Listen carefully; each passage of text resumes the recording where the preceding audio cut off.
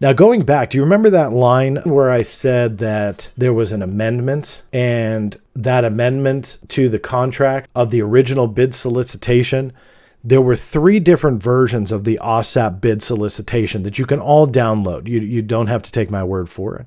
I'll link the Wayback Machine link below as well, including, I believe, the sam.gov link is still active. And you can download the different versions and the changes to that bid solicitation as it morphed since it had been posted, meaning they can amend things, they can add things, they can change things, and so on. One of the things that they changed in the chronology before BAASS ever bid on the program was to change that the bidder, whomever, one of the prerequisites was that you had to have an approved facility to house that classified information. That was a requirement. But remember, those documents said that BAASS had yet to receive that approval at all for their facility in fiscal year 2009, so nothing was classified. And in fact, if you recall, Robert Bigelow said he spent his own money to modify his building in what he says, I believe, preparation for metamaterials or something that he was supposed to get but never did.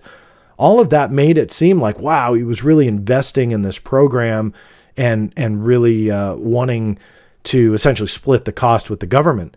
In my opinion, that's a stretch now, because now one of those amendments was changing that requirement to it wasn't being required.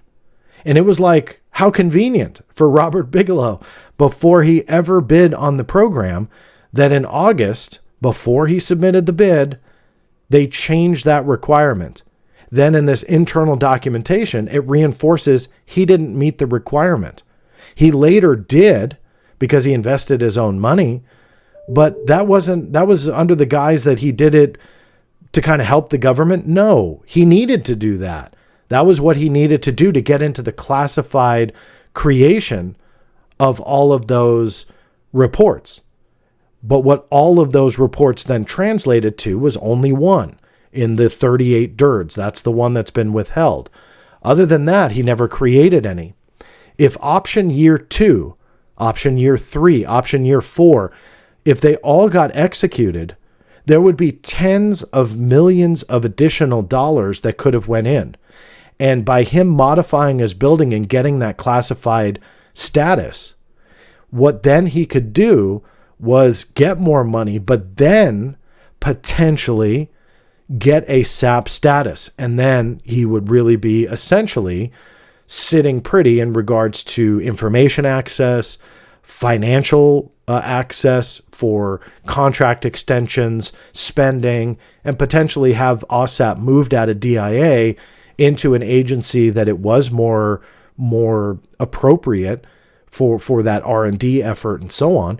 And you can kind of fill in the blanks that it potentially could go on for years if they accomplish what they wanted to accomplish.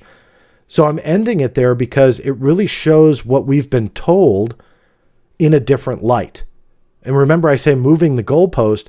Well, before that evidence came out, it kind of made it seem like he was investing in this program with his own money, and he was under the impression he was going to get material from the government. But in reality, that was a contractual obligation that he did not meet. And per historical evidence that anybody can cite, they changed that requirement conveniently, miraculously, coincidentally, weeks before he submitted the bid. So yet again, even more evidence, the writing was on the wall, that this was all created for him.